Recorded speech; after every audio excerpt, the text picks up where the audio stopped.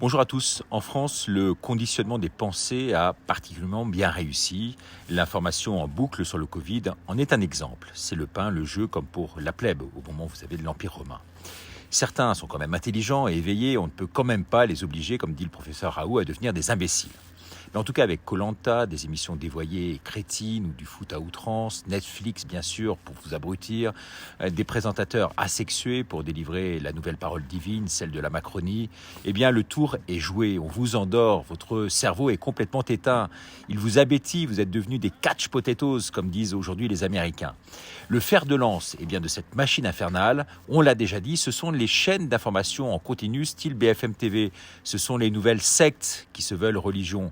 L'info totalement orientée, le nouvel opium du peuple. Dans ce même panier, mettons l'éducation nationale qui ne forme plus de citoyens responsables aujourd'hui, qui n'apprend plus comment survivre, par exemple en milieu hostile, mais nous apprend à rentrer purement et simplement dans le système. Et en plus, qui réécrit complètement l'histoire à sa façon. En voici par exemple un exemple.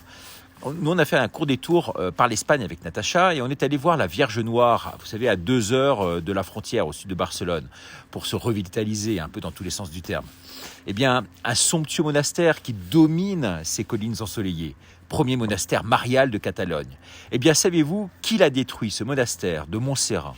Ce sont les troupes de Napoléon, sur ordre de l'empereur, avant qu'il ne prenne le pape en otage pendant 2 ans pour signer le fameux Concordat. Même cela, ça vous sera dit nulle part. Oui, l'abbaye détruite par les troupes napoléoniennes. C'était donc en 1811. Les bombardements datent de ce siècle. On comprend mieux pourquoi l'homme de l'Élysée, le nouveau pape, aujourd'hui du laïcisme, veut réécrire l'histoire, exprime en privé tant d'amour, d'admiration pour Napoléon. Il veut remplacer même aujourd'hui, me dit Natacha, les fêtes de Jeanne d'Arc par celles de Napoléon. Détruire nos statues religieuses, bien sûr, détruire les statues, par exemple, de l'archange Saint-Michel. Enlever donc, vous l'avez compris, tout signe ostentatoire. C'est le même qui fait des câlins au pape et des embrassades, à n'en plus finir.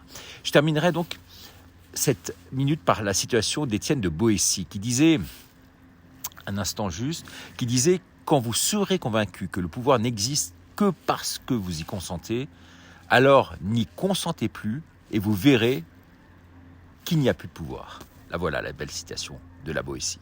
Merci beaucoup. Qu'en pensez-vous? N'hésitez pas à me le dire et à demain pour de nouvelles aventures. Au revoir.